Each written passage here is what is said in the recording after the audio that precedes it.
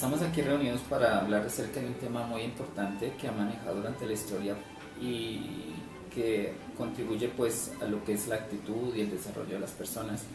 Hablamos del psicoanálisis y pues uno de sus principales representantes, o por no decir el padre de este psicoanálisis, pues ha sido Sigmund Freud, pues que nació en el año 1856 en lo que podríamos decir que es ahora la República Checa. Pues él ha desarrollado grandes temas, ¿no? Y que ha sido pues, de gran influencia para lo que hoy es el psicoanálisis.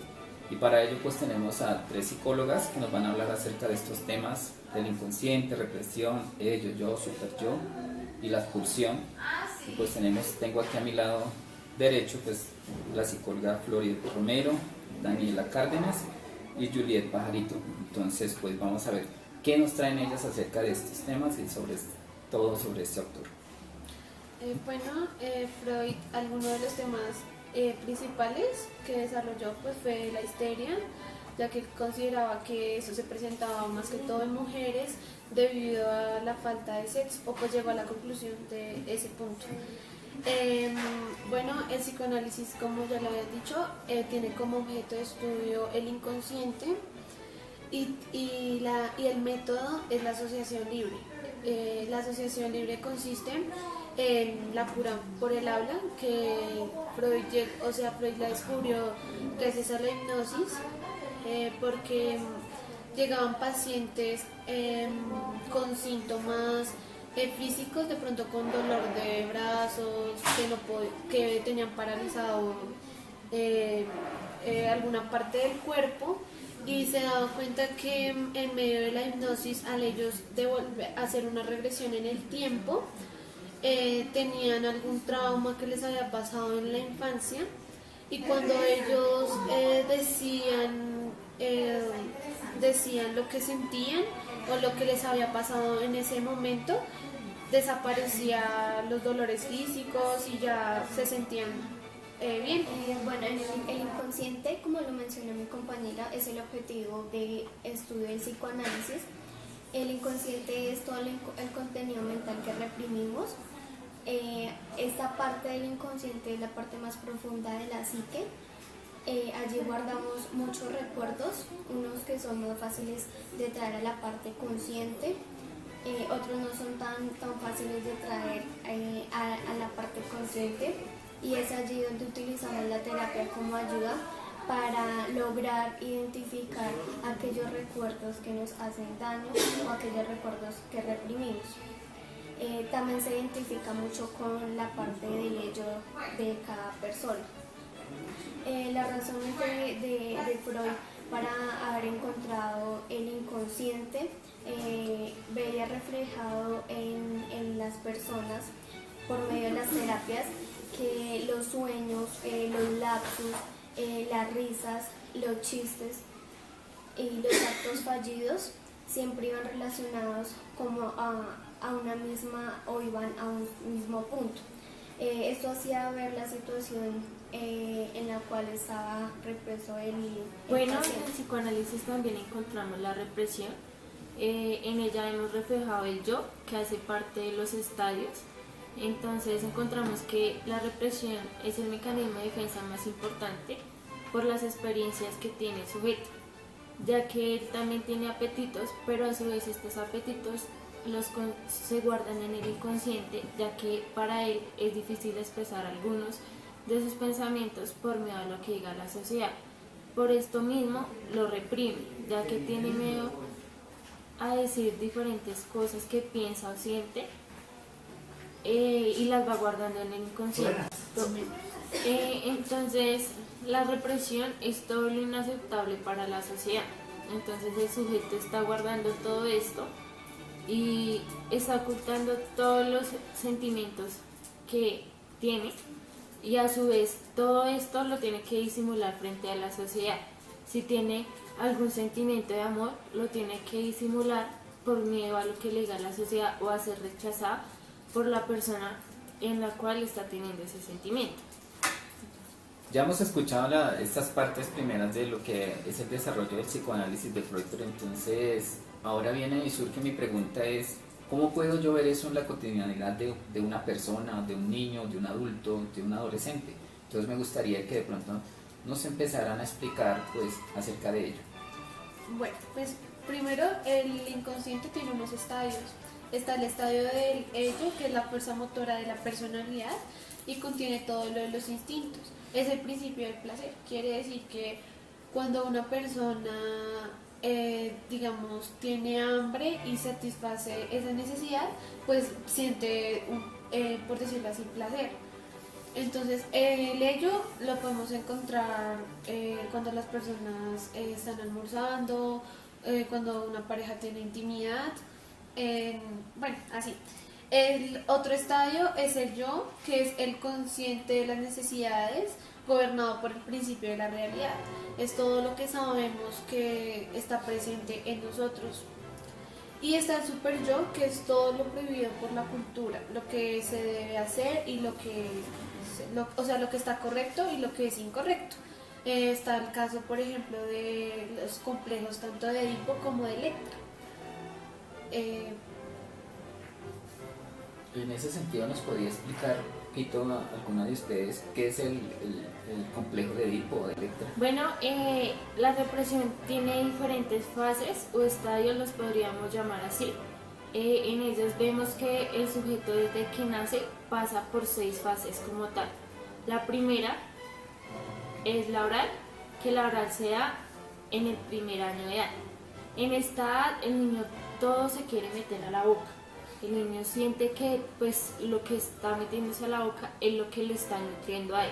Surge la curiosidad por cada elemento que observa y asimismo ve que estos elementos los puede ingerir. La siguiente etapa es la nada. La nada la podemos encontrar desde el primer año de edad hasta el tercer año de edad. En esta etapa vamos a encontrar que el niño siente placer al tocar sus genitales, pues ya que siente el placer y pues asimismo decide si expulsa o no lo que tiene dentro de su cuerpo. La tercera etapa es la fálica. La fálica la podemos encontrar desde los 3 años hasta los 6 años de edad. En esta etapa, vamos a encontrar lo que nos decía José, el complejo de Edipo. Este complejo es aquel en el que el niño ve a la mamá como es su propiedad. La siguiente es el complejo de castración, que lo vamos a encontrar que es donde el niño tiene sus experiencias y juega ya roles. Y en esta misma etapa vamos a encontrar que el niño teme a ser castrado porque al observar en su madre que no tiene su miembro, pues teme a que le pase lo mismo y que quede sin su miembro. Entonces, otra de las etapas que podemos encontrar es la latencia, que es antes de la pubertad. En la latencia ya el niño empieza a tener sentimientos de libido y entonces también encontramos que el niño se empieza a integrar a la cultura. La última etapa es la genital. La genital va después de la pubertad y es donde ya el niño empieza a desarrollarse y empieza a tener un ámbito mejor con los niños y con los que... Bueno, entonces yo quisiera preguntarles a ustedes si tienen un caso en concreto que nos puedan exponer acerca de lo que ustedes han desarrollado en la temática de lo que es el psicoanálisis de Freud. Bueno, tenemos el caso CL. Es una joven que llegó al consultorio porque se sentía mal al no poder conseguir un trabajo que satisfaciera todo lo que ella quería. Ella temía a no responderle al horario, al cumplimiento del trabajo en sí, por eso no se atrevía a buscarlo. También tuvo problemas en la universidad, ya que inició sus estudios en la universidad y se notaba allí que estaba un poco sola por ese miedo a ser rechazada. Entonces, cuando ella empezó a contarme sobre lo que le ocurría, la idea era llevarla al punto en que ella buscara el trabajo y mirara cómo se sentía en el lugar que estaba. En las otras sesiones se miró desde dónde empieza ese miedo y ella empezó a contar que en su infancia veía que su hermano era mejor que ella. Ella siempre pensaba que su hermano tenía un nivel superior de inteligencia, comportamiento mejor a ella.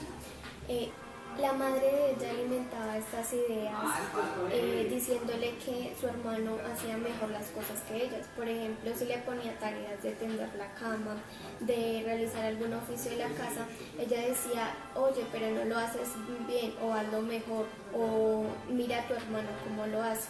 Entonces siempre había ese punto de comparación en el que ella siempre se sentía como menos o inferior a su hermano. Este sentimiento fue creciendo y ella lo llevó al colegio. En el colegio ella simplemente miraba a las personas que tenían un nivel académico demasiado alto y se comparaba con ellas. Ella era demasiado buena estudiante, pero no se fijaba en eso, porque siempre estaba comparándose con las personas más superiores. También ella nos contaba que su papá fue la figura contraria a la mamá. El papá lo que hacía era alimentar las ideas buenas de ella, diciéndole, por ejemplo, que ella puede hacer las cosas mejor. La relación que ellos tenían se unía mucho en juegos como el voleibol. Allí le decían que lo hacía bien, que cómo debía coger el balón, y siempre la animaba para que lo hiciera mejor. Después de eso al colegio, entonces vemos que todos esos sentimientos desde su niñez los llevó hasta la universidad, viendo que no podía conseguir un trabajo porque se sentía pronto inútil y no... Ella se sentía inútil también en la universidad desde todo lo que traía represo desde su infancia. Para iniciar ese proceso de terapia con ella, se le hacía sesiones en las que ella viera los puntos buenos de ella, ¿sí? Que quitara toda esa parte mala que ella veía, lo cambiara por todos los puntos buenos que ella tenía.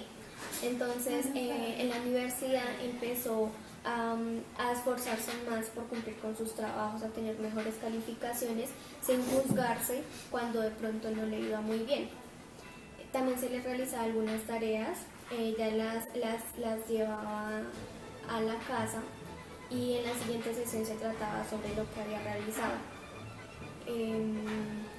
Así sucedió, pues este caso fue mejorando sesión por sesión, hubo un total de 14 sesiones y en el momento, en ocasiones ella ve pertinente una que otra sesión, pero ya no es tan común porque ella ya se hizo autónoma de su propia situación. Bueno, en el caso también observamos la transferencia y la contratransferencia, que es otro de los conceptos importantes del psicoanálisis. La transferencia se refiere a lo que ella me transmitía a mí, ¿sí? A lo que ella me transmitía como paciente, desde lo que tenía reprimido desde su niñez hasta el momento en el que está en la universidad. Entonces, en ese punto, lo que ella hace es como revivir esos momentos y traerlos al presente, hacerlos más conscientes, dejando salir todo lo que ya tiene represo en el inconsciente, volverlo consciente y darle una solución a ello. En la contratransferencia lo que se ve es como yo me veo proyectada en lo que ella me cuenta a mí. Muchas veces uno por ser psicólogo no quiere decir que deje de ser humano. Ser psicólogo simplemente da las herramientas al paciente para que él salga a flote desde su problema. Es que hay una contribución mutua entre paciente y el psicólogo que está ahí, está haciendo una reparación mutua, se apoyan entre ambos. Exacto. Nosotros como psicólogo le damos las herramientas al paciente. El paciente lo que hace es tomarlas y utilizarlas para salir a flote de su problema. Más no, nosotros le damos la solución totalmente al problema. En sí, el porcentaje es más alto del paciente en ese trabajo en equipo que el de uno mismo de terapeuta o psicólogo. Entonces, en la contratransferencia, como te estaba diciendo, allí ve uno reflejado desde lo que uno tiene como psicólogo hacia el paciente. En este punto no podemos involucrar esa parte inconsciente de nosotros, porque entonces estaríamos fallando en el proceso. Tenemos que controlar mucho esa parte. En la transferencia también se observa cuando es positivo y cuando es negativo. La transferencia positiva se refiere a ese amor, ese cariño entre paciente y analista. En esta parte no debe haber ningún contacto físico, porque de pronto el paciente puede confundir ese cariño que le tiene hacia el analista porque es apoyado por él para su problema en algo mucho más relevante. Se dice que en la contratransferencia no debe haber, positiva no debe haber un contacto físico. Es decir, que en las otras terapias, en lo otro que no sea esa contratransferencia positiva, ¿puede haberlo? En la transferencia, es en la transferencia. Transferencia. Porque La transferencia es.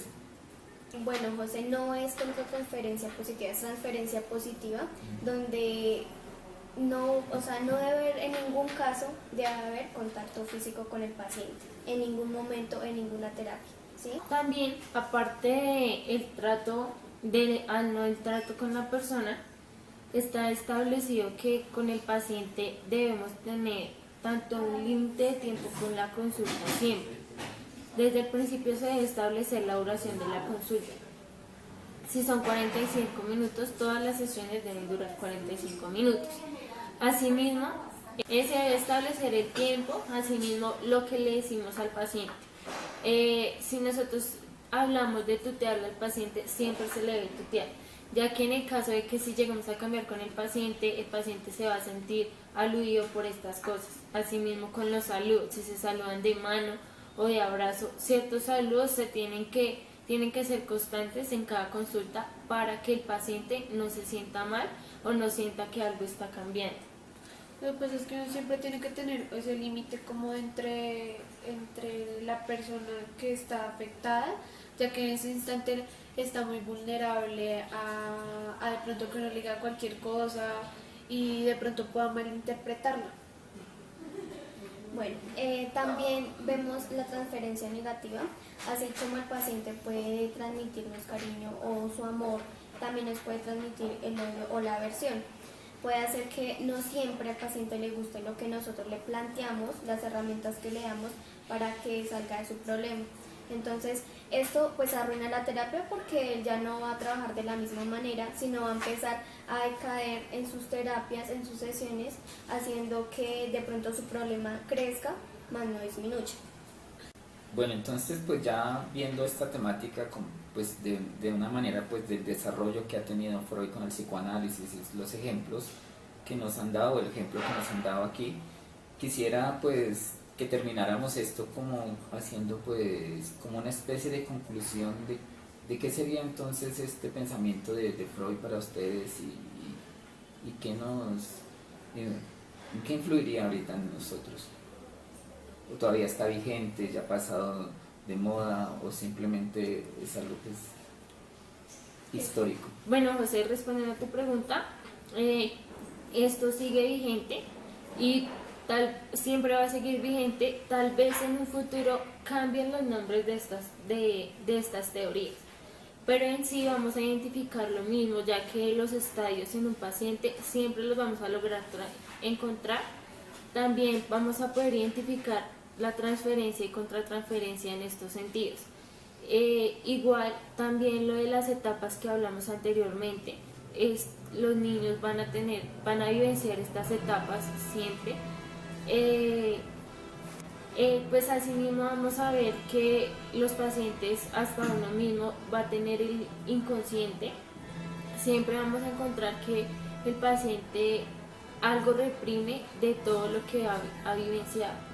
No todo lo va a decir, pero con el tiempo, escuchando al paciente, porque en las terapias vamos a ver que es más lo que habla el paciente que lo que nosotros hablamos.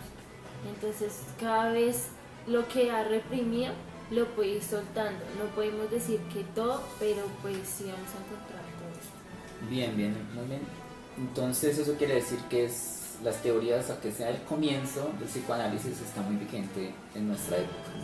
Sí. Bueno, entonces yo les quiero decir que muchas gracias a ustedes por estar aquí en este momento y estar compartiéndonos pues sus experiencias como psicólogas y pues también de traernos a un autor de los comienzos del psicoanálisis. Muchas gracias y que estén muy bien. Gracias.